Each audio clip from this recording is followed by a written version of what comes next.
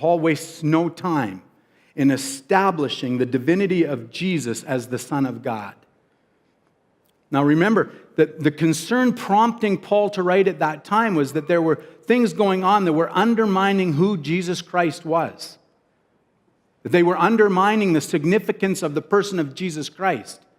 And so Paul addresses that right off the hop by addressing the fact, by pointing out to the fact that Jesus is the Son of God, that he is divine, that he is God himself. And we need to understand that today.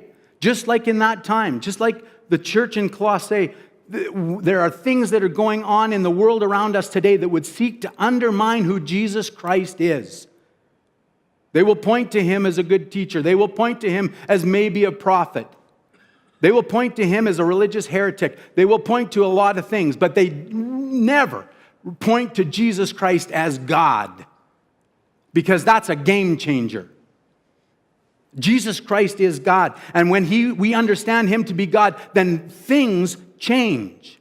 We adopt a different perspective, understanding that he is God. And so Paul is writing to them saying, Jesus Christ is the Son of God, and establishing his divinity.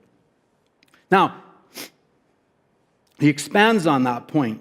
Paul says that this faith and love that he has heard about in the Colossians stem from the hope that we have of heaven that comes as the message of the gospel, the true message of the gospel, which is to say that when we find the true message of the gospel, that Jesus Christ came and lived among us, God himself came and dwelt on earth among us, lived a perfect life, then died in our place in order to pay the penalty for our sin, rose again from the dead, conquering death, and now then offers to us the opportunity of a relationship, a restored relationship with God the Father, now and for eternity.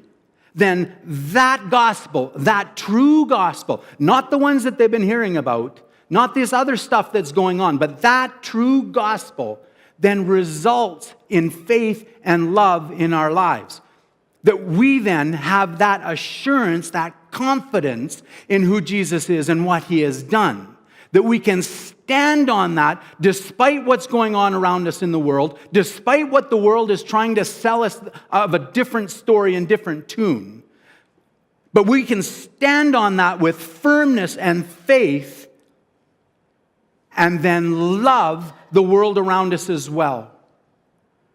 That because of who Christ is and because of what he has done and because of what he then asks us and our confidence in that, then that we would reach out and love the world around us. Love one another and those others that God brings us into contact with in our lives.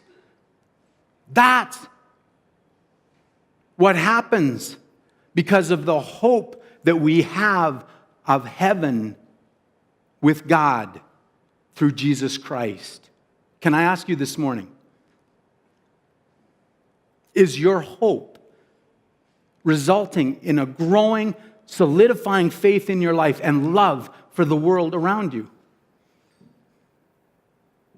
Is your faith getting stronger as day by day you wake up and understand that despite what the world's happening, whatever's going on in my life, that I have the hope of heaven and eternity together with God? Does that change your world? Does that change your perspective day by day so that you are growing in your faith and loving people?